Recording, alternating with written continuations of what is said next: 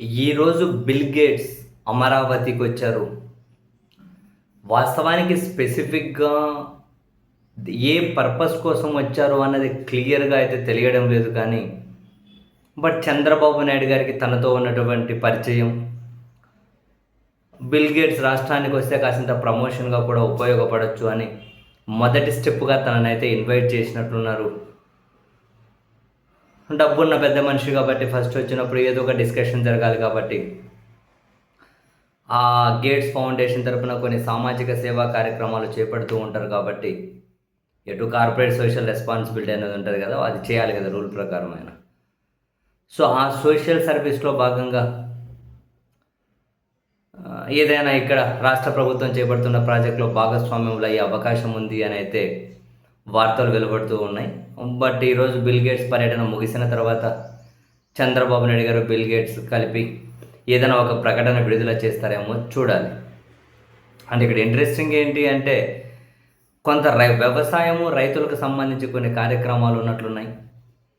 And bill గేట్స్తో చర్చల కోసం అని చెప్పి చంద్రబాబు నాయుడు గారి ఇంటి సమీపంలో ఒక అరటి తోటలో అంటే డిస్కషన్ పాయింట్ పెట్టారు. ఒక అరటి తోటలో రైతులతో ఇంటరాక్షన్ ఉండడం, వ్యవసాయ కార్యక్రమాలకు సంబంధించి కొన్ని ప్రోగ్రామ్స్ ఉండడం, అరటి తోటల ఇంటరాక్షన్ పెట్టడం.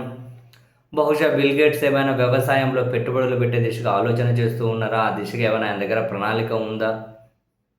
క్లారిటీ లేదు, చూడాలి. అయితే ఆంధ్రప్రదేశ్ పర్యటన కోసం అమరావతికి రావడం కోసం బిల్ గేట్స్ తన బృందంతో కలిసి, అంటే తన సిబ్బంది అందరితో కలిసి గన్నవరం విమానాశ్రయంలో ఈరోజు ఉదయం ల్యాండ్ కావాల్సిన దగ్గర ఒక టెన్షన్ వాతావరణం నెలకొంది. కారణం ఏంటి అంటే గన్నవరంలో ల్యాండ్ కావాల్సిన ఆయన విమానానికి ఏటీసీ పర్మిషన్ ఇవ్వలేదు. కారణం మొత్తం మంచుతోటి కప్పేసి ఉంది.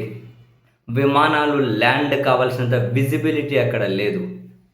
అందుకని 30 నిమిషాలకు పైగా బిల్ గేట్స్ విమానం గాలిలోనే చక్కర్లు కొట్టింది. సో ఎట్టకేలకు కాసింత మంచు తెరపించేసరికి, విజిబిలిటీ కనిపించేసరికి ఏటీసీ కూడా పర్మిషన్ ఇస్తే బిల్ గేట్స్ విమానం అయితే 30 నిమిషాలకు పైగా గాలిలో చక్కర్లు కొట్టి తర్వాత ల్యాండ్ అయింది. అది చక్కర్లు కొడుతున్నంతసేపు అయితే ఒక టెన్షన్ వాతావరణం నెలకొని ఉంది. ఎందుకంటే ఈ మధ్య విమానాలు గాలిలో చక్కర్లు కొట్టడం అంటేనే చాలామందికి గుండెల్లో రైళ్లు పరిగెడుతూ ఉంటాయి కదా. ఎనీహౌ, బిల్ గేట్స్ అమరావతి పర్యటన, ముఖ్యమంత్రిని, ఉప ముఖ్యమంత్రిని, నారా లోకేష్ గారిని, బై డిఫాల్ట్గా ఈ ముగ్గురు అయితే ఉంటారు. ఆయన పర్యటన ముగిసిన తర్వాత ఎలాంటి ప్రకటన వస్తుంది, ఆంధ్రప్రదేశ్లో ఆయన ఏ కార్యక్రమాలు చేపట్టబోతూ ఉన్నారు, ఏం ఇన్వెస్ట్మెంట్స్ పెట్టబోతూ ఉన్నారు, స్పెసిఫిక్ ఏమైనా అనౌన్స్మెంట్ ఉంటుందేమో చూద్దాం.